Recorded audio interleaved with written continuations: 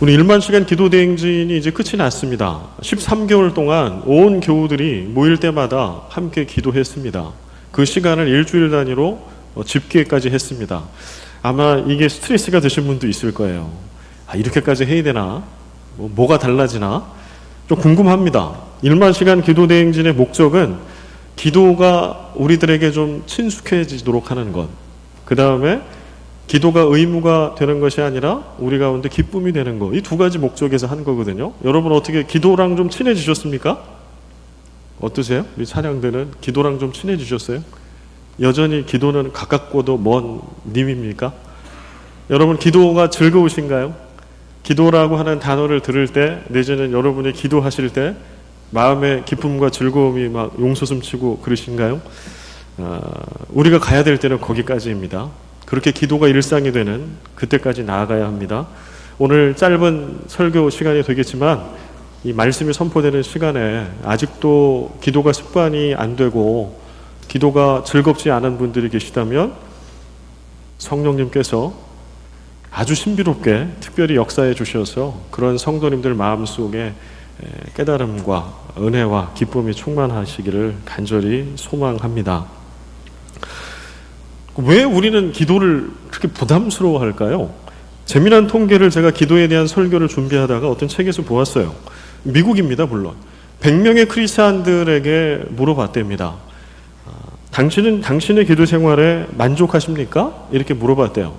그럼 100명 중에 몇 명이 네, 나는 내 기도 생활에 만족합니다.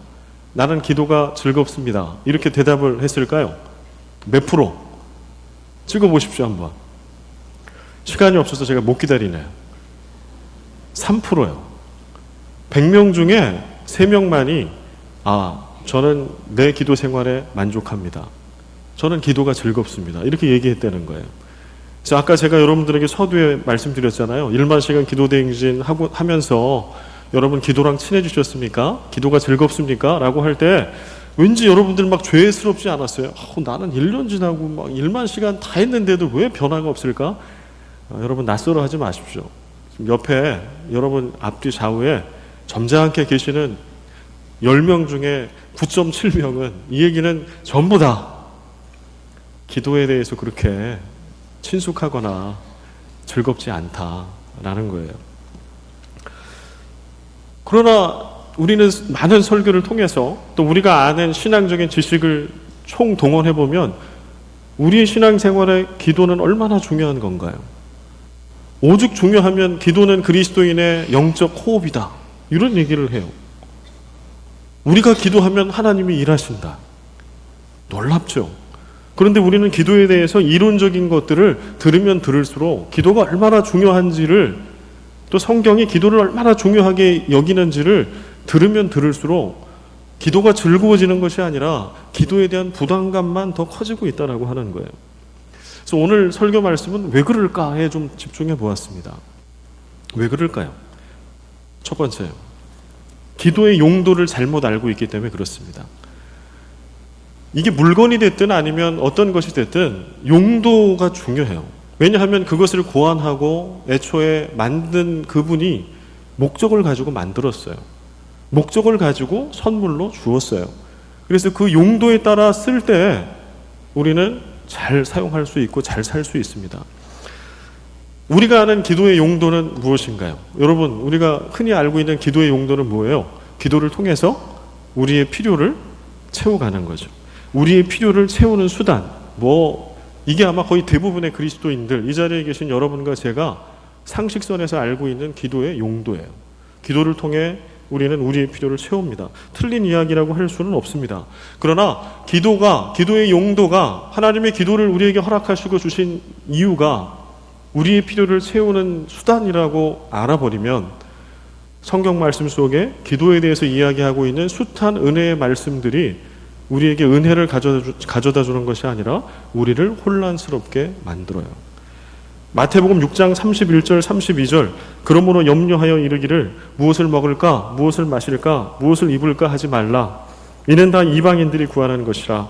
너희 하늘 아버지께서 이 모든 것이 너희에게 있어야 할 줄을 아시느니라. 하나님께서는 우리가 말하지 않아도 우리의 필요를 다 아시는 분이십니다. 맞습니까? 그리고 하나님께서는 이 땅의 육신의 부모도 자녀가 무엇을 구할 때 가장 좋은 것을 그에게 줄 줄 알거든 하물며 하늘아버지 천부께서 기도하는 자 구하는 하나님의 자녀에게 가장 좋은 것을 주시지 않을까요? 하나님도 마찬가지예요. 하나님은 우리가 기도하지 않은 것, 간구하지 않은 것까지 그 필요를 다 아시기 때문에, 그 능력이 있으시기 때문에 우리에게 다 주세요. 아마 이 자리에 기도를 정말 제일 잘하는 기도 1등이 계시다고 한번 생각해 보자고. 조지 물러처럼. 우리가 하루를 살아가는데 한 10,000가지 정도가 기도를 10,000가지 정도가 해결돼야 우리가 건강하게 행복하게 하루를 살 수 있다고 한번 가정을 해봅시다. 여러분 하루에 몇 가지 정도 기도하시나요? 이 자리에 기도 1등. 여러분 하루에 몇 가지 기도하세요? 그래서 하나님께서 여러분의 기도에 몇 번 응답해 주셨어요? 제가 조지 물러 5만 번 기도를 계산해 봤어요. 하루에 3번씩 응답받고 46년인가? 이렇게 하니까 5만 번 나오더라고. 그래 봤자 인생에 5만 번 기도 응답 받는 거 쉽지 않는데요. 그렇게 해봤자 하루에 3번밖에 응답 못 받아요. 한 50년 정도 생각하고. 근데 우리가 살아가는데 3가지 충족됐다고 우리가 살 수 있을까요? 그 얘기는 우리가 기도하지 않은 수많은 것들을 주께서 아시고 다 이미 채워주시는 거예요. 그 은혜로 우리는 살아요. 그러면 여기 혼란이 와요. 기도가 필요를 채우는 수단이라고 알고 믿어버리는 사람은 여기서 혼란이 온다고. 우리는 왜 기도해야 됩니까? 기도하지 않아도 하나님 아버지는 아세요. 기도하지 않은 것까지 하나님은 다 우리에게 주세요. 그래서 오늘 우리가 행복하게 예수 믿고 살아요. 그런데 왜 기도해야 할까요? 우리는 이 혼란스러운 질문에 답을 할 수가 없어요. 기도의 용도는 우리의 필요를 채우는 수단이 아닙니다. 기도의 용도는 아버지와의 사귐에 있습니다. 여러분 제가 질문을 해드릴게요. 저도 그렇고 여러분도 그렇고 친구분들이 있을 겁니다. 그런데 친구들이 다 같이 똑같은 친구들은 아닐 거예요. 그룹을 제가 좀 해보겠습니다. 세 그룹으로. 첫 번째 그룹은요, 이런 친구예요. 함께 일하기 좋은 친구. 어떤 일하는 데 있어서는 뭐 일머리를 알아. 능력이 있어. 그래서 필요할 때 그 친구를 딱 부르면요, 그냥 이 일이 깔끔하게 해결됩니다. 능력이 있어요. 내가 갖고 있지 않은 걸 그가 갖고 있어요. 얘기하지 않아도 하나를 얘기해주면 열을 알아서 착착착착착 이렇게 해요. 여러분 이런 친구들 계시죠? 딱 떠오르는 누군가가 있죠? 두 번째 친구는 이거예요. 놀기 좋은 친구. 이게 필요합니다, 이 친구들. 어떤 친구가 놀기 좋은 친구일까요? 일단 지갑을 잘 여는 친구죠. 어디 딱 가면 야 내가 쏠게. 이거 막 계산하는 거야. 이거 2,000페소 3,000페소 이거 어떡하지? 이럴 때 야 걱정하지 마. 내가 월급 받았잖아. 내가 쏠게. 이런 친구 놀기 좋죠. 돈만 있으면 되나? 지갑만 잘 열면 되나요? 노는 방법을 알아요. 그 친구는 흥을 알아. 놀 때 이 친구가 있으면 시간 가는 줄 모르고 놀아요. 이런 친구가 있어요. 세 번째는요, 함께 하고 싶은 친구예요. 그 친구는 지갑도 잘 열지 않고요. 그 친구는 능력이 탁월하지도 않아요. 그런데 내가 고민이 있고 어디다 이야기할 수 없는, 내 아내하고 내 남편에게도 얘기할 수 없는 어떤 것이 있을 때 그냥 그 친구가 내 앞에만 있어주면 돼요. 그런 친구들이 있어요. 하나님은 우리의 기도를 받으시고 우리에게 기도를 선물로 주신 하나님은 여러분에게 어떤 그룹의 친구이십니까? 여러분은 어떻게 그 친구와 교제하십니까? 인간은 지구에서 하나님과 대화, 기도를 통해 교제할 수 있는 유일한 존재입니다. 아멘이십니까? 인터넷 보면 재미난 사진들이 있어요. 애완견을 좋아하는 분들이 기도하는 애완견 사진을 찍어놔요. 여기 애완견 애호가들 계시나요? 우리 집 강아지는 기도를 너무 잘합니다. 우리 집 고양이는요, 제가 본 침팬지는요, 좀 IQ가 높은 돌고래는요, 기도합니다. 그분은 하얀 집으로 보내드려야 됩니다. 이 세상에 하나님과 대화를 나눌 수 있는 유일한 존재는 이 자리에 가장 찌질하고 못난 꼴찌 뭐 이런 사람은 없지만 제가 그렇다고 치고 그럴지라도 그 사람도 하나님과 대화할 수 있어요.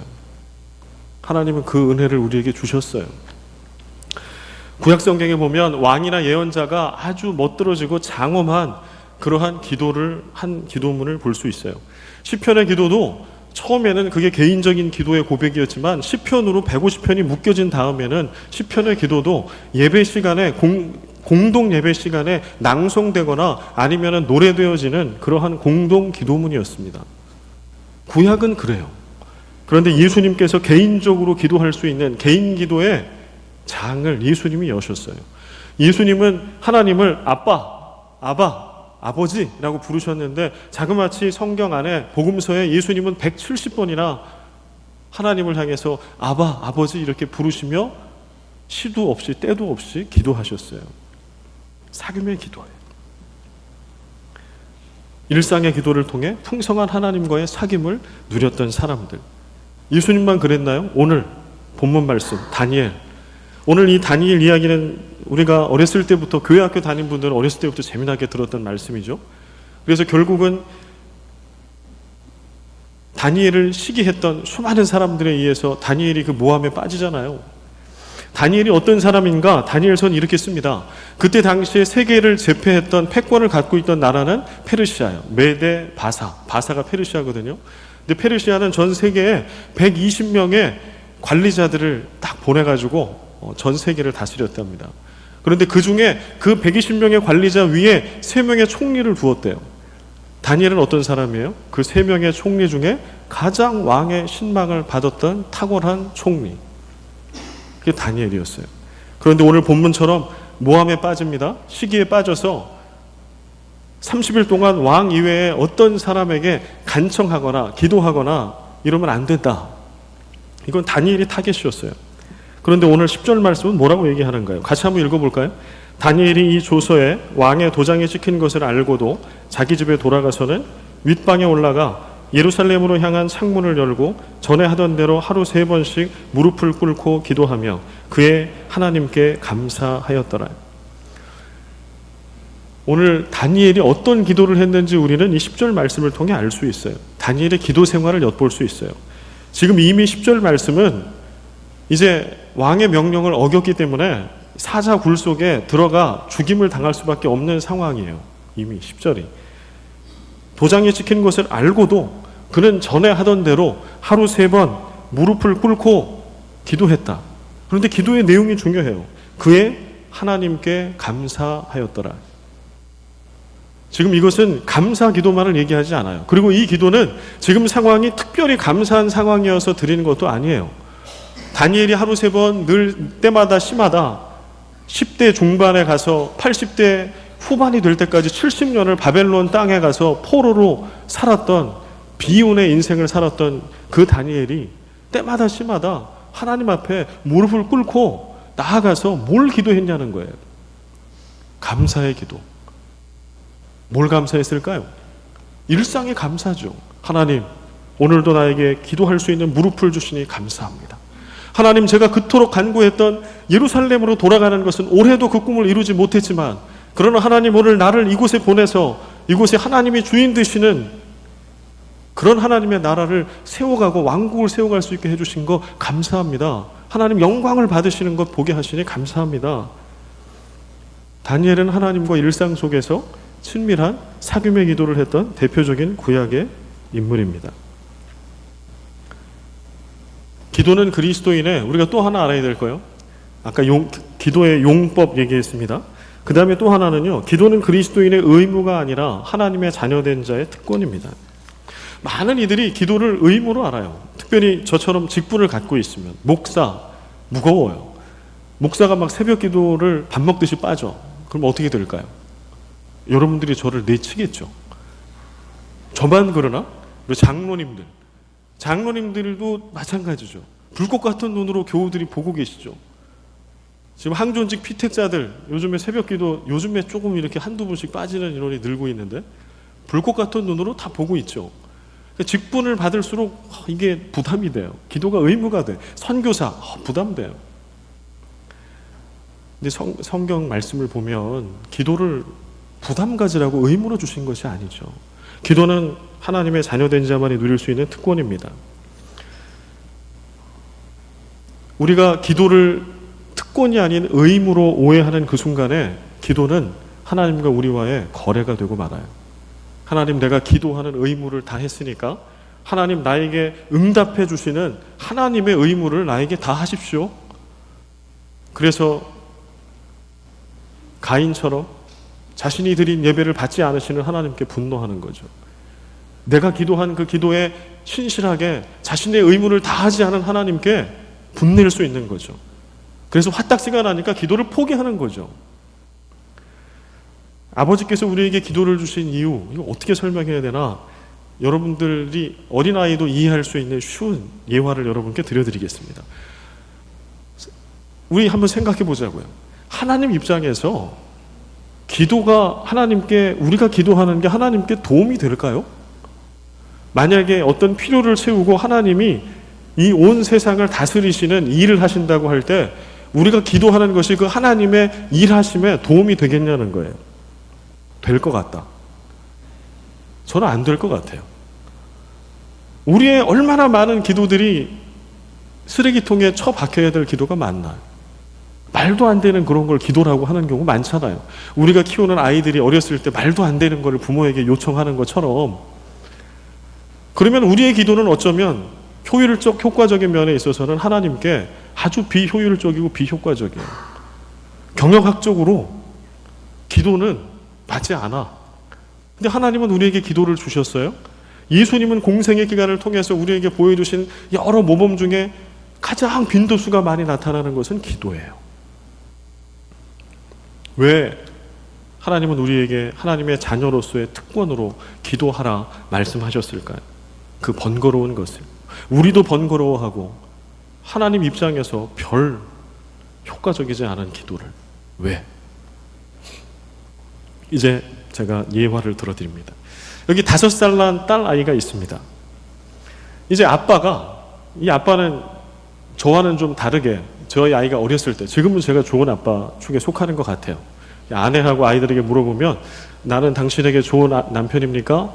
너희들 아빠 어떻게 생각해? 그러면 좋다고 얘기를 해주거든요. 그러나 제가 과거에는 안 그랬거든요. 제 아내한테도 별로 좋지 않은 남편이었고, 특별히 아이들에게는 교회에서 그림 그리면 제 가족 그림을 그리는데 저만 없어요. 늘 아버지의 부재를 겪었던 아이들이죠. 근데 여튼 한번 가보자고. 이 제 예화에 등장하는 아버지는 저 같은 아빠는 아닙니다. 여러분 같은 아주 좋은 아빠예요. 5살 난 딸 아이의 방을 꾸며주기로 작정합니다. 리모델링을 하려고 하는 겁니다. 이제 아빠가 그 방에 들어갔습니다. 페인트도 좀 잘 칠하고 바닥도 깔고, 그 다음에 우리 딸이 좋아할 그런 책상과 의자도 놓고 모두 좀 조명도 놔두고 이렇게 꾸며야지. 그리고 방에 들어갑니다. 그런데 5살 난 딸이 그 아빠를 그냥 놔두나요? 아빠 뭐 해? 뭐 하려고 그래? 네 방을 예쁘게 꾸며주려고 그래. 너 좀 저기 마루에서 뭐 먹고 있어. 아빠가 이거 예쁘게 꾸며줄게. 그럼 보통 우리 아이는 어떻게 해요? 나도 할래. 아빠, 나도 할래. 근데 5살 난 딸아이가 페인트 칠 할 수 있을까요? 그러나 이 아빠는 좋은 아빠라고 말씀드렸죠. 바닥에 비닐을 깔고 페인트를 갖다가 섞습니다. 섞어봅니다. 야, 딸아, 한번 섞어볼래? 야, 어떤 색깔이 마음에 들어? 찍어서 얼굴에도 바르고, 우리가 드라마에서 많이 봤던 거, 얼굴에도 바르고 벽에도 바르고 옷에도 바르고 묻히면서 색깔을 만들고, 그렇게 난장판이 되는 것처럼 보여지나 그렇게 딸 아이의 방을 아빠와 딸은 꾸밉니다. 그렇게 바닥을 만듭니다. 책상을 이제 옮겨야 돼요. 그랬더니 아빠가 딱 들어서 옮기면 끝나잖아요. 근데 딸아이가 안 된다는 거예요. 이거 내 책상인데 아빠 나도 들을게. 5살 딸하고 아빠하고 책상 들면 쉽겠죠. 엄청나게 힘든 일이죠. 그러나 이 아빠는 어떤 아빠예요? 좋은 아빠. 그래, 들자. 아빠가 다 들어. 그리고 딸은 어떻게만 해요? 손만 탁 얹어놓는 거죠. 근데 자기가 든 줄 알아요. 그리고 옮겨 끙끙끙 가면서 책상도 옮기고 의자도 놔두고 그렇게 방을 예쁘게 꾸몄습니다. 그날 저녁이 됐습니다. 식탁에 앉게 됐습니다. 딸아이가 자랑스럽게 엄마 앞에 얘기합니다. 오늘 내 방을 아빠랑 내가 같이 꾸몄어요. 예쁘게 만들었어요. 그때 가장 먼저 아빠가 맞장구 쳐요. 맞아, 여보. 오늘 우리 딸이 자기 방을 이렇게 예쁘게 꾸몄네. 내가 한 거는 요만큼밖에 없는데 내 딸이 다 했어?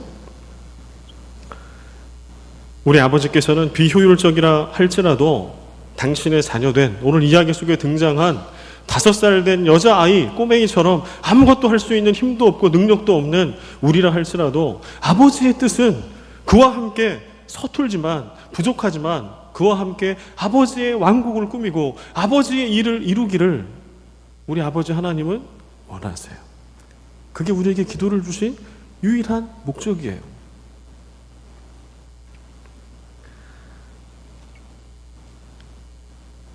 여러분, 그게 기도라면 한번 해보고 싶지 않으십니까? 좀 준비한 게 또 있는데요. 일단 여기서 끊어야 될 것 같습니다. 오늘 성찬식이 있어서 오늘 여기까지.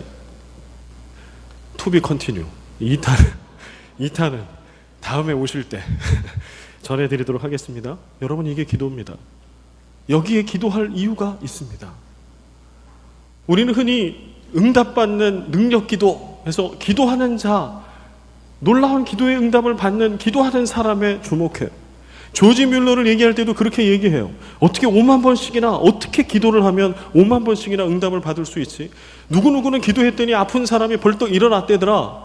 그를 찾아가면 나의 병이 고침을 받을 거야. 그러나 정말 그런가요? 기도가 응답되는 건 누구 때문에 응답되는 거예요? 전능하신 하나님 때문에. 기도를 응답해 주시는 그분이 전능하시기 때문에 응답되는 거죠. 그저 우리는 오늘 예수님처럼 다니엘처럼 오늘 다니엘을 보십시오. 오늘 다니엘 입장에서는 가슴을 치고 통곡할 일입니다. 하루 3번 매일 그 척박한 바벨론 땅에 하나님 원망하지 않고 기도했던 사람이에요. 그런데 그런 기도를 하나님 받지 않으시고 그를 사자굴 속에 던져 넣으시는 거죠. 우리가 생각하는 기도는 어떤 거예요? 그런 모든 역경이 있고 그런 사악한 무리들이 있으면 우리가 열심히 기도하고 있으면 그들을 내치시고 막아주셔야죠. 그러나 하나님은 그렇게 역사하지 않으세요. 그를 사자굴 속에 던져 넣으세요. 그런데도 다니엘은 기도의 자리를 지켜요. 아버지, 감사합니다. 내가 사자밥이 되더라도, 내가 풀무불에 들어가 온통 타서 새도 남지 않게 사라질지라도 주님, 저는 아버지를 신뢰합니다. 주님, 신뢰합니다. 이 자리를 제가 지키겠습니다. 주님, 주님의 뜻을 보여주십시오. 주님, 나를 통해 일하여 주옵소서.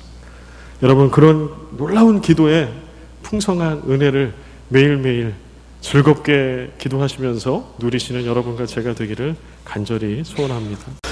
이제는 우리 주 예수 그리스도의 은혜와 아버지 하나님의 끝없는 사랑과 성령의 교통하심과 역사하심이 기도를 하나님의 자녀된 특권으로 알아 삶의 모든 순간에 주님 앞에 아름다운 사귐의 기도를 드리기를 다짐하는 예배 가운데 성찬의 자리에 나아온 모든 주의 권속들 머리머리 위에 이제로부터 영원까지 항상 함께 계시기를 간절히 축원하옵나이다.